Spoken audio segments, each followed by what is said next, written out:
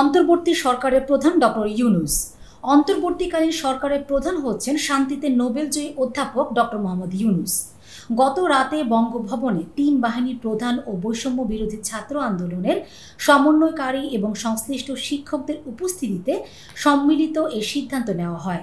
রাতে রাষ্ট্রপতির প্রেস সচিব মোহাম্মদ জয়নুল আবেদিন বলেন, বৈঠকে শুধু ডক্টর মোহাম্মদ ইউনূসকে প্রধান করে অন্তর্বর্তী সরকার গঠনের সিদ্ধান্ত হয়েছে। বাকি উপদেষ্টাদের পদগুলো পরে রাজনৈতিক দলগুলোর সঙ্গে আলোচনা করে নির্ধারণ করা হবে।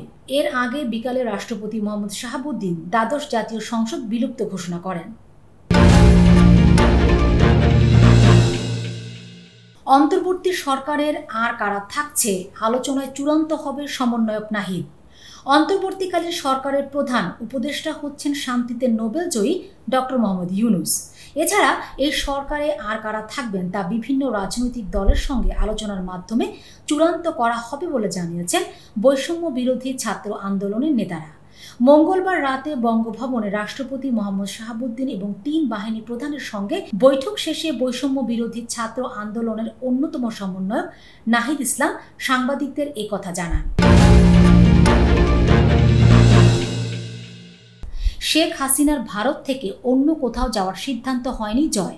বাংলাদেশের সদ্য সাবেক প্রধানমন্ত্রী শেখ হাসিনার ভারত থেকে অন্য কোথাও যাওয়ার পরিকল্পনা নেই বলে জানিয়েছেন তার ছেলে সজীব ওয়াজেদ জয়। ডয়চে ভেলেকে দেওয়া একান্ত সাক্ষাৎকারে একথা বলেন তিনি। বাংলাদেশে ব্যাপক গণ আন্দোলনের মুখে পদত্যাগ করে ভারতে আশ্রয় নিয়েছেন সাবেক প্রধানমন্ত্রী শেখ হাসিনা। পদত্যাগের সিদ্ধান্ত একদিন আগে নেওয়া হলেও তখন ঘোষণা করা হয়নি বলে জানিয়েছেন তার ছেলে Sajeeb Wazed Joy. RAB DG DMP commissioner সহ 4 ঊর্ধ্বতন কর্মকর্তা বদলি। পুলিশ মহাপরিদর্শক চৌধুরী আব্দুল আল মামুনের চুক্তিভিত্তিক নিয়োগ বাতিলের পর র্যাব মহাপরিচালক সহ আরও 4 ঊর্ধ্বতন কর্মকর্তাকে বদলি করা হয়েছে। বুধবার রাষ্ট্রপতির আদেশক্রমে স্বরাষ্ট্র মন্ত্রণালয়ের জননিরাপত্তা বিভাগের পুলিশ 1 শাখার উপসচিব মোহাম্মদ মাহবুবুর রহমান শেখ স্বাক্ষরিত এক প্রজ্ঞাপনে তাদের বদলি করা হয়। জনস্বার্থে জারি করা এ আদেশ অবিলম্বে কার্যকর হবে। পুঁজিবাজারের সূচকের বড় উত্থান।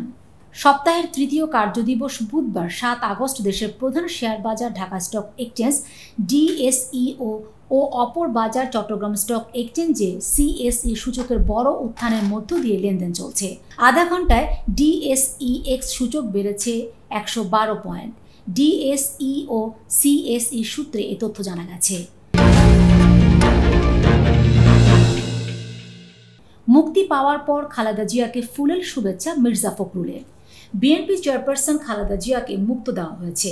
বঙ্গভবনের উপপ্রেস সচিব মোহাম্মদ শিবলুজ্জামানের সই করা এক বিজ্ঞপ্তিতে মঙ্গলবার একথা জানানো হয়। এদিকে মুক্ত পাওয়ার পর রাত 12টার দিকে রাজধানীর একটি হাসপাতালে চিকিৎসাধীন খালেদা জিয়াকে ফুলের শুভেচ্ছা জানিয়েছেন দলের মহাসচিব মির্জা ফখরুল ইসলাম আলমগীর। এ সময় খালেদা জিয়াকে হাস্যোজ্জ্বল দেখা যায়।